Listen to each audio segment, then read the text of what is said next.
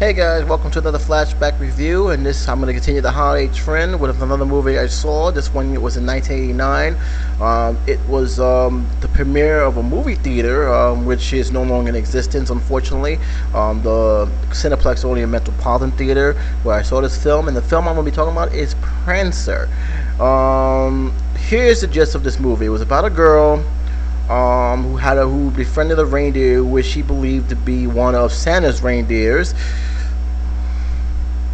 and that's it. I mean, there was a story about family bonding and caring, but honestly, that is it. I mean, this film really didn't have much to offer other than the strong family messages of connecting and bonding with not only animals but with family.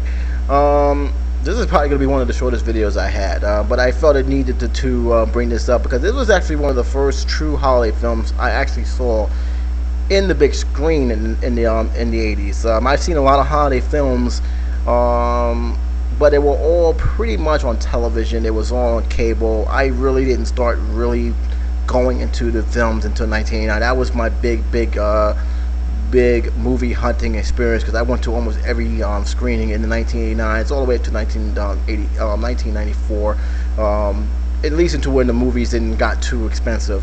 But this film, surprisingly, I remember this film very vaguely, for one reason. It had Sam the Man Elliott. Sam Elliott, any film he's in, I like seeing him in. Even if it's a bad film, I like seeing his role. I like his acting. I like his demeanor when it comes to his roles, and I just he's an all-around good actor when it comes to films. So I actually, when this film came out, the only reason why I saw this film was the fact that Sam Elliott's name was on it, and I was actually happy that he was in this movie. Was it a great movie? Absolutely not. This is a very, very forgettable film. Right on to pretty much the ending, which pretty much was predictable. The ending, you pretty much knew what was going to happen. The deer disappeared. In the end, I think he fell off the edge of the cliff and he disappeared. No one knew if he landed, but of course he landed because there was a star, which indicated that he made it, and he joined the rest of this reindeer friends. We didn't see this Santa Claus or his sleigh. We just knew that there was a star out there, and that was it. This film prompted a sequel called Prancer Return. I'm not going to talk about it because I didn't see it, and I'm not making any other effort to see this film. The film didn't do well at all at the box office. Many people avoided this movie, and it's not because it was a G-rated film, although there was some very, very tough subject matters they was dealing with, but it was not to the point where it was PG. It definitely earned this G rating. This film just basically had nothing to offer. It was basically supposed to be geared towards younger viewers, like children, pretty much age range, I believe you could say like between the 6 to 10. But when you look at the film, it really didn't have anything that will keep the children's interest, not alone the adults. I went in this theater, and I believe there was only 2 other people that was in that theater with me. No kids at all. They just sat down there and basically just killed time. That was what it was. And I ended up finding myself in that same position. This was a very large theater. The Metropolitan was very large back in the days. And I sat down in that movie theater, and I'm like, wow, this film is really, really boring. I mean, it's not a very, very exciting film. The acting, however, both the child actor and Sam Elliott actor, it was pretty good. I actually liked their acting. It was great.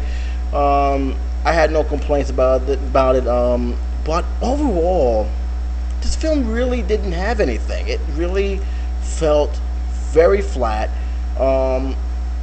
I know they try to have a very good, decent message to the film holidays, and I don't have a problem with that. But they really had, but it just didn't have anything. It just didn't have much of a it didn't hold much of a memory towards me. It's barely rememberable. If you watch this film on DVD, I don't know if it's still on DVD. I know that the second one is. I don't know what the first one is, and I actually checked it out, and I didn't see any print of DVDs out there. But if you do find it, you'll find yourself watching it, and then you're pretty much going to forget about it once you walk out the theater. Is it a bad holiday film? No, I actually think it's not. It's not terrible.